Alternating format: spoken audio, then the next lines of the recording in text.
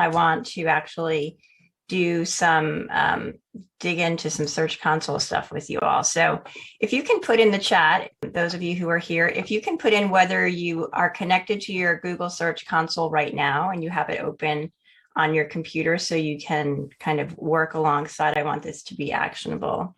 So put in the chat if you are or are not. I sent out an email that you may have received that showed you how to connect to Google Search Console if you weren't already connected. So hopefully you got that, and hopefully most of you have access to it. I'm not going to spend time during this workshop talking about how to connect to it. There are lots of blog posts and YouTube videos on how to do that. Whether or not you have connection to Google Analytics can impact how easy or challenging it might be to make that connection.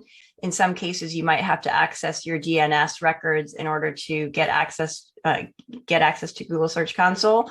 But if you have Google Analytics, it's pretty easy. If you have a WordPress website and you want to use a plugin, that can also help make that connection for you as well.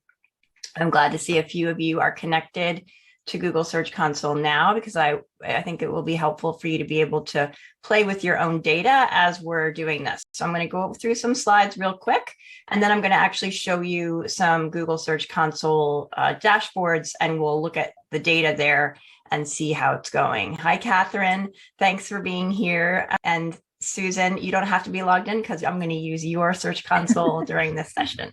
Okay, so you see my slides, hopefully. Everybody sees the slide over here. Just a brief introduction. If you haven't been here before, you don't know who I am. I'm Tara Clays, and I own Design TLC, which I started over 10 years ago. And we work with WordPress, and we make websites for small schools mostly and nonprofits. And I love what I do. I have an empty nest and spend a lot of time in front of my computer, which I love. And I love working with organizations like yours.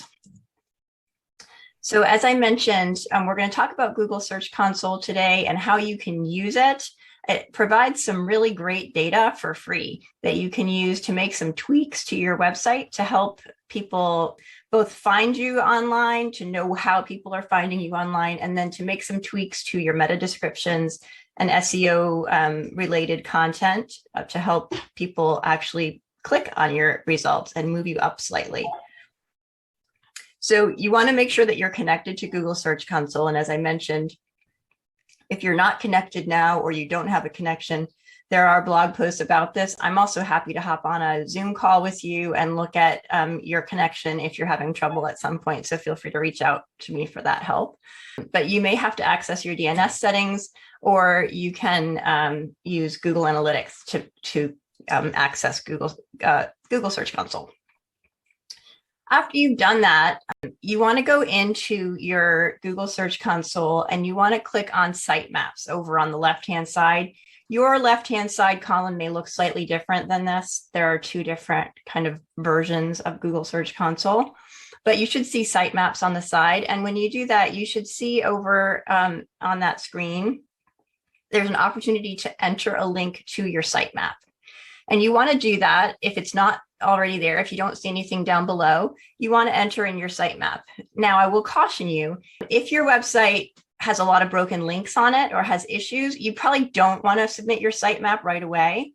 You can use a tool called Broken Link Checker. You can just Google that, and you can run a scan of your site and fix any broken links, because if you're going to have Google index your site, you want to have it working as well as you can so that it doesn't find errors.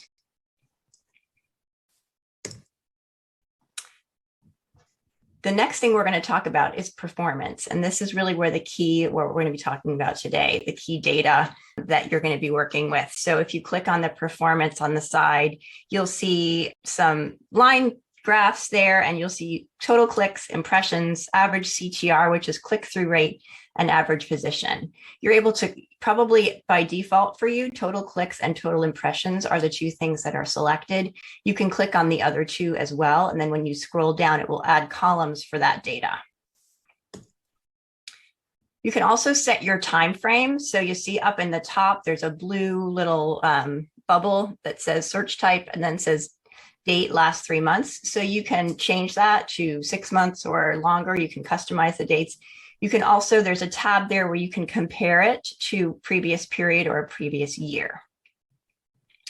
And then once you've done that, down below, you'll see there's queries, pages, countries, devices, search appearance, and dates. We're mainly going to be looking at queries and pages here. So queries is the first tab. That's what's showing by default. And that will show you what search terms people are using to find your website in a search result. So impressions is the number of times that your website has shown up for a search on the first 100 search results for that term.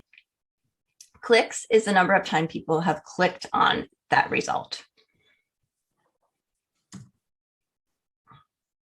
You can filter these, and that can be very helpful because you might see, probably will see, that you're coming up for some queries that are not actually information that you want to be found for, or that you're trying to be found for. It probably doesn't matter, but you may have a blog post or somebody's name who works for you or something that's showing up as a search result.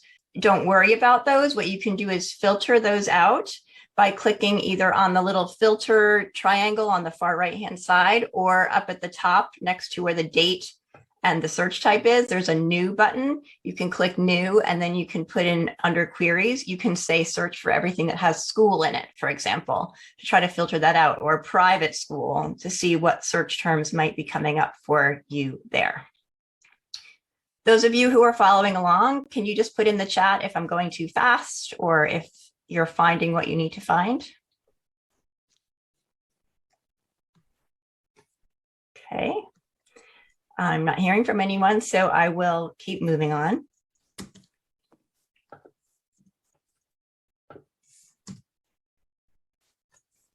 The performance info is over on the left-hand column. I'll share my screen in a minute. We're almost done with the slides, but on the left-hand side, there should be a tab called performance. There should be a section called performance. And then there's search results would be the tab. If you have one version of Google Search Console, it would say search results there.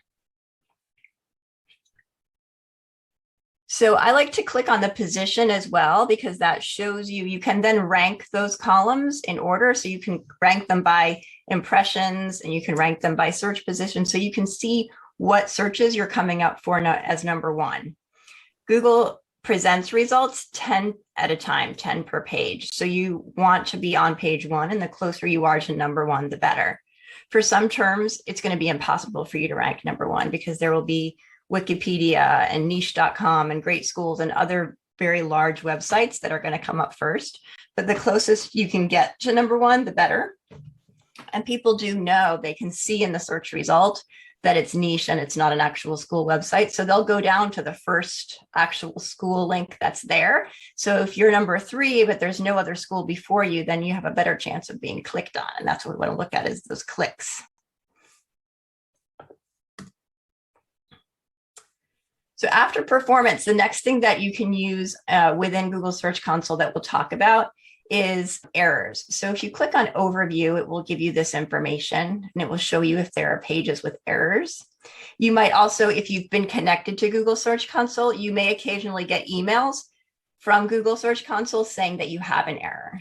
Many times, I'll caution you, these are false alarms and they go away on their own. We see things like elements are too close together, clickable elements are too close together, or type size is too small. Those errors oftentimes are not actually any issue that you need to worry about, and they will disappear without having made any changes, we've found.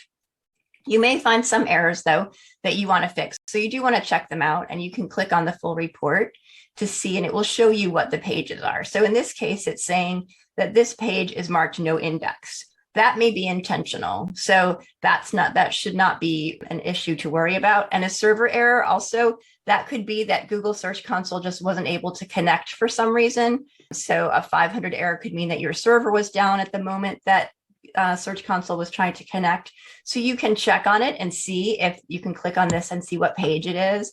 So you can click and see this is a calendar page of some kind. So you can click and see if it actually is working. And if it is, then you can click validate fix, and it will crawl it again and it will clear that error up for you.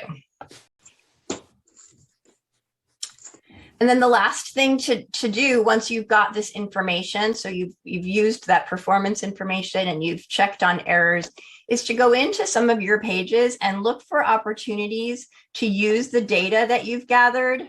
And we're going to go through an example to show you how to put this into practice, but you're going to use that data to then customize or improve your search result listing. So this probably looks familiar to you. This is what a search result looks like. So it has the title of the page as well as a little blurb that Google will automatically pull the first sentence or so of the content on your web page and put it there if you don't use a tool to customize it. In WordPress, there are a number of SEO plugins that allow you to customize this. And I know other website builders also allow you to customize the SEO title and the meta description. This is what, if you think about think about how you use Google searches. When you look at the results, you kind of scan through to see the title, to see what the website URL is, to make sure it looks like something legitimate. And then you probably also read the little blurb. And whether you click on it or not is really related to what that information shows you. If it's what you're searching for, you very well might click on it. And then a few resources that we'll look at briefly after this. There are some tools that we use because you want to also make sure that you are looking at how much search volume some of these keywords get. What's interesting is if we look, for example, at some of the results here, I forgot to mention that you can also expand this to show more than 10, so you don't have to go through page by page. So this might say that there's a term that's being searched for, like Sycamore school tuition. It might say that there are 85 here. It says 85 times that this school has come up for this search, but I might put that into a tool like Uber Suggest, and it may show me that there actually is 0 search according to Uber Suggest. I recommend that we trust Google's own tool to say, well, actually, there is some search volume for that. But we do want to just kind of run a little check through a tool that will tell us if we're wasting our time or not, if there is actually a chance for ranking for that, and if it is a term that is used. You can use Uber Suggest. We'll look at that. There's also another tool that's free. It's called Search Volume IO. That doesn't allow you to do a search in a specific location. So Uber Suggest does, which is obviously super beneficial for a school. And that school will your school, you want to look at local results. Can you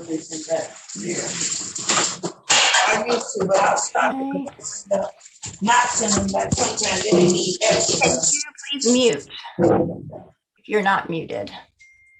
Sorry, I just realized I didn't have my headphones in all this time. Okay, so I'm going to also mention SEO Coach. So if you know Brendan Schneider, he's a great resource in the school marketing community. He has a software called SEO Coach, and it's basically a tool, and it's an app that helps you improve your SEO on your website. So you can check that out as well. Okay, so now we're going to kind of go through a little bit of, I'm going to stop sharing for a moment, and I'm actually going to go into a Search Console dashboard. Does anyone have any questions? Feel free to unmute to ask a question or type it in the chat.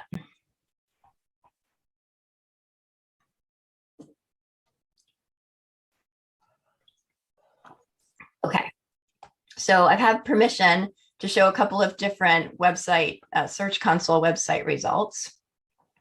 So here's one if we look, and again, I'm going to kind of walk through what I showed you before. So you'll come in and you'll see over here on the left, performance and search results. It may look a little bit different, but if you dig into performance, you should see that there. Those of you who are in your Search Console, are you with me? I'm going to assume that's a yes. So then I can, okay, great. Thank you. Then I can change my date. So let's look at the last 6 months.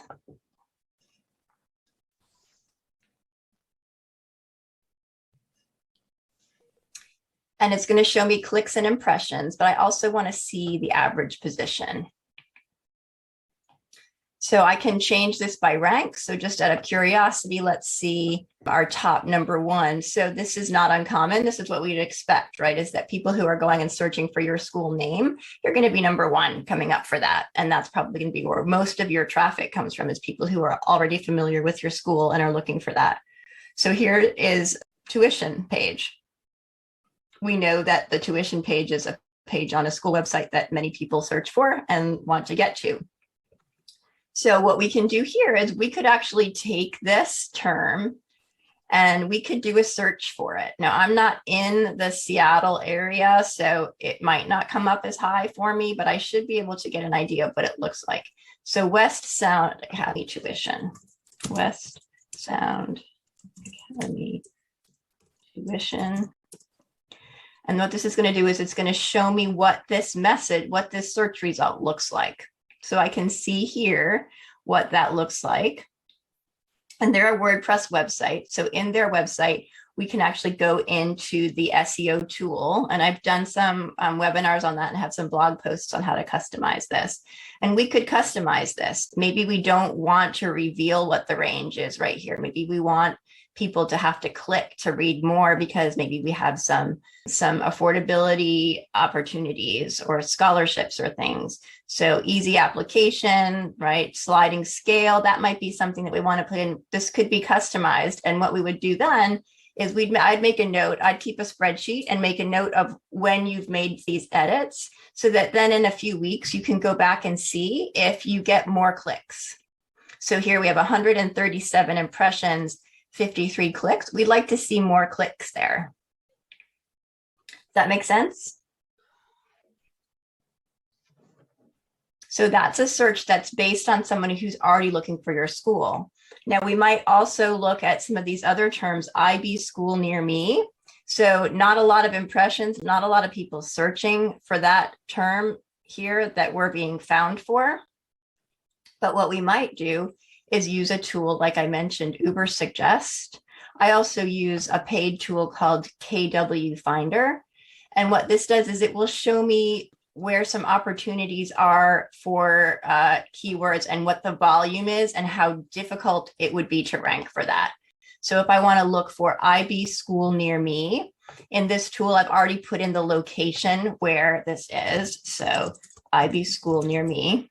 Now, this is a small region, very specific region. So we're probably going to see low volume or no volume. You can see I did a search for private schools near me.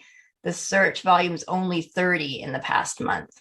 So if I do IB school near me, Uber Suggest is free. You get a certain number of search terms per day. And then you can also get a paid plan as well. It's a very good tool. So here I'm getting 0 search volume for that term. There's no search volume for that term. So according to this tool, right? So this is probably fairly accurate. It's not something that people highly search for. So while it is a good definition of what this school is, we're not really going to expect to get a lot of traffic from that term. If I expand this to look at, the top 100, coming up number one for a lot of these terms, but then what the next fun thing to do is to look at terms where you're coming up farther down or where you might be coming up number 10 or 11 or 12 to see if you can improve that meta description and also go into that page content and bump up that word a little bit, use it in the content of the page to see if you can improve your position just enough that you're going to get more traffic. So you see some opportunities when you look at position to find some terms that you might be just on that little verge. So we might see here, IB school, again, there's that IB, but look, there's more impressions here and 0 clicks. So instead of what was the term I had here before, IB school near me, just IB school has 112. So in impressions, so I would probably say, let's use the term IB school, not that we use IB school near me anyway, but that you can try to then look at this. If I click on this term now, I can look at what page is driving that traffic. So here's how I can dig into that. That's the home page. Sometimes you'll see several pages are feeding traffic based on that keyword. In this case, it's just the homepage. So we might use that term more directly on this homepage. We might use it on a sub page as well. Yeah, great. Okay.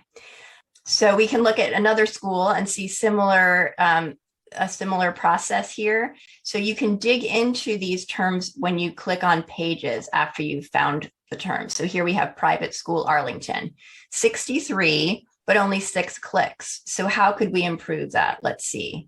So pages, we can see there are several pages for this school that are coming up for this search term. And again, what I can do is I can go into Google myself and see what this looks like, or I can go into these pages within my WordPress website and I can look at what the SEO settings are. So in this particular case, I'll log in here separately and then I'll show you what that looks like.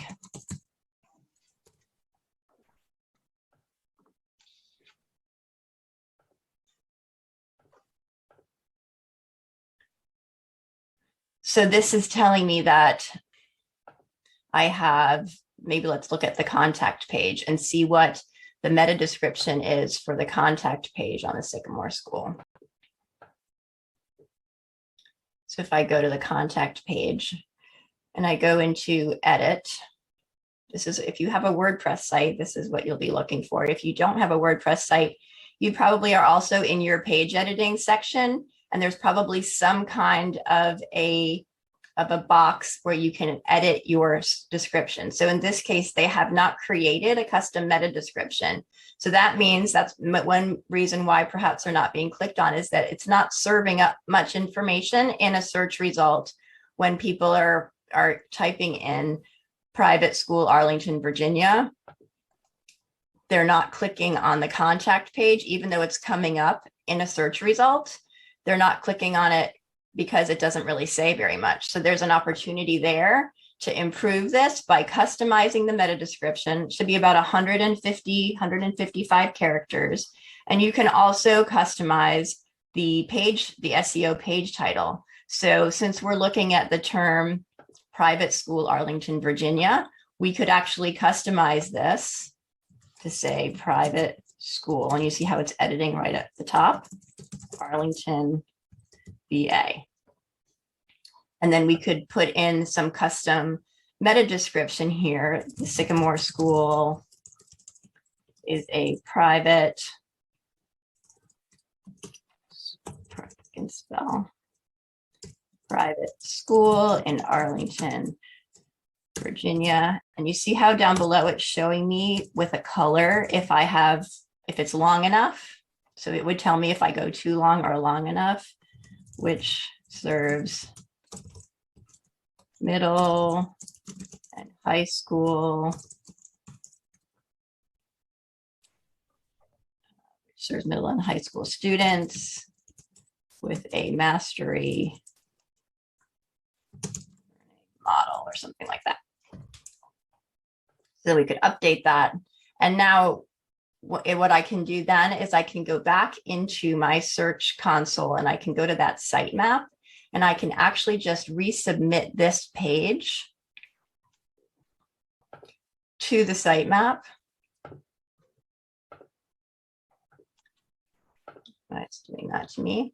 And it will re-crawl that page and the search result will update more quickly that way. So after you've made these changes that we've talked about, you would want to then go and resubmit a sitemap either for that page or for the whole website. You can also have it inspect the URL by putting that page in here. So if we go to contact us, I can have it. I'm on the wrong website. Let's do this one. URL inspection. You can have it inspect that site. We'll check for any errors. And it's now submitted and indexed.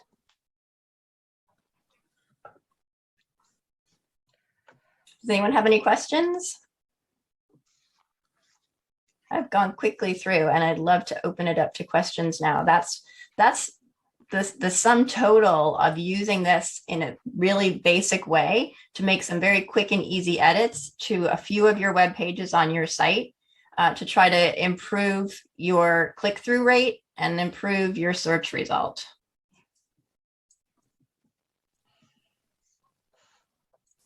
Questions, comments?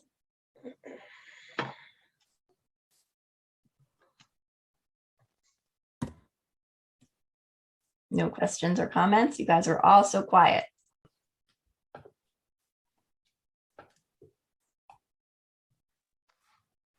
Okay. Well, if you don't have any other questions, if you'd like to reach out to me, I'm just going to put up on the screen how you can find me. Design TLC is my website. You should have that information already from some emails that you've received. I will also send out a recording from this session. The next session will be March 30th, and I'm going to talk about the top 5 mistakes that we see made on school websites. So feel free to sign up for that. You'll get an email with a link to be able to sign up for that one. If you have thoughts on other things that you'd like to learn about, I'd love to hear it. So please also feel free to shoot me an email about that. I think I'm going to be doing a talk in April on forms and how to make the most of forms and avoid errors with forms on your website, something that we see a lot of confusion around. So that'll be something to look forward to as well. If you were not able to participate today and you need help connecting to Google Search Console and you're Googling that question or looking at YouTube or reviewing the instructions that I sent last week don't help, please do feel free to reach out to me. I love to help out and answer questions and solve problems. So I really appreciate your joining me today, and I hope you have a great rest of the day.